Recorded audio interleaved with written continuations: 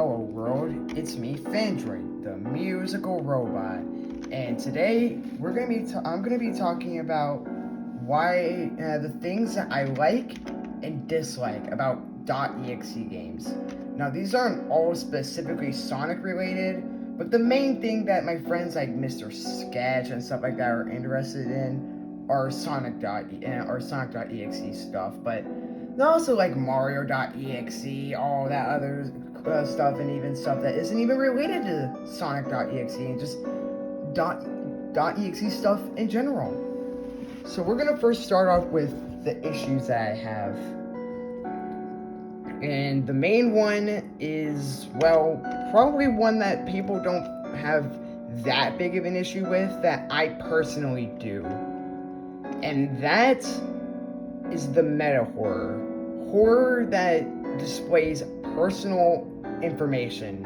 For say, a .exe game could show your name. There's even a few that crash your computer. There's some of them that, for heaven's sake, literally show your IP address. I am not even joking about that one. That is kind of scary that people are able to do that. But, it's all meant to be in good fun, so, you know. But that's the problem for me, is that I want to be able to record a few .exe games. Maybe to go, like, through video game history, or maybe not video game history, but .exe game history. But I can't, because I'm running the risk of literally showing off personal information. And obviously, I don't want to show off that personal information. Like, the most I would do on this channel is, like, I guess maybe show my face. Maybe. I don't know. Maybe I'll show my face. You actually can see my face in a reflection in a couple of my videos, but you can't just see it straight on. But another thing that I really hate is the repetition that there is in these games.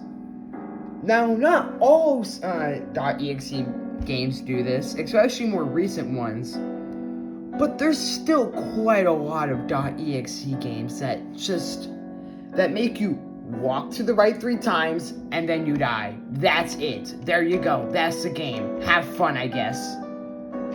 You can't do anything about the character's death either. It's just you just die. That's it. That's it. You can't do anything. You know, I could easily say 3 ways that all the characters in the original Sonic.exe could survive, you know, dying. 1. Matter of fact, I'll go over them. So, yeah, that's why I said 1. Okay, so 1. Tails could just fly over Sonic.exe. He could just fly over him. Sonic.exe is just going in a straight line.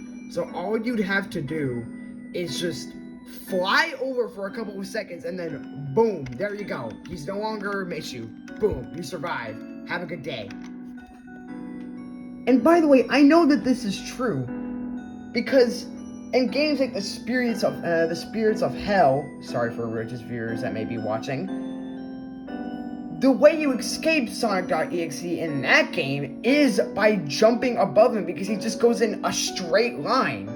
He doesn't go up or down or like follow the player in the Angel Island zone. He just goes in a straight line. That's it. Matter of fact, why don't people just jump over him in the game? Yeah, anyway, yeah, all you have to do is fly over him or just jump over him, and boom, there you go. Tails survives, nothing wrong. Knuckles, well, this one should be pretty obvious. Knuckles is a pretty strong character, so just 1 hit from Knuckles, and especially since I've heard that Sonic.exe is actually kind of frail compared to regular Sonic, and how Knuckles was able to knock Sonic out of his super form, I feel like just 1 punch from Knuckles, and I feel like 1 good punch from Knuckles would be more than enough for him to escape, and for Sonic.exe to look like nothing but a fool. And last but not least, Dr. Robotnik. Send in all of his enemies in 1 massive army. Metal Sonic. any other enemy that I don't even remember right now. Like, all of his enemies, along with the Chaos Emeralds or something, boom, there you go. He survives. He's perfectly fine. And also the fact that he'd be able to outrun Sonic.exe anyway, because, well, he does that in the games. I'm not even lying about that. But another thing that I really have problems with is that some of these games, I mean, some of them, I can respect a game maker for making it seem more like an experience, but some people are trying to actually make these games, but they really aren't even games. You just kind of walk and then you die. Boom, there you go. That's the game. I don't really consider that much of a game. You're just dying 3 times. Or if a game includes more characters, then insert how many characters there are, and then boom, there you go. That's how many deaths you have. But I'm gonna move on to my positives because I have quite a few positives to talk about. So Sketch, if you're watching this, I'm not just gonna be completely dogging on .exe games, okay? I'm not gonna be like that. And one of my favorites are just the concepts of the characters. Sonic.exe himself is pretty interesting, being this haunted, demonic Sonic being that's, well, at least portrayed to be very powerful. Or like something like real Sonic or 2017 EXE. I like it because he's basically Sonic.exe, but he actually fully took in the role as Sonic and thinks that he's really Sonic. I really like that idea. It's very interesting. There's also a few EXEs that my friends have made, like this character that my friend Sketch made called Sonic.Rings. I don't know if he's okay with me talking about him, but if Sketch is, then Sonic.Rings is basically going to be like this enemy, and he killed his creator to get him away from Dr. Robotnik, and is trying to revive him back. I just really like the concepts that this brings. I just really like the concepts. Another thing is the aesthetics of the games. Not all of them exactly play very well, but a lot of the more recent ones specifically look really nice. It is impressive what these people have done. It is so amazing. Like, honestly, respect to the people who make these EXE games.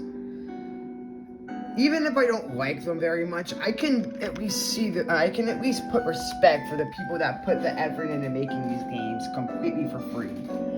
But I think the biggest plus, specifically for the Spirits of Hell, again, sorry for religious viewers out there, is, well, it does the whole death thing, like the characters dying, in the perfect way.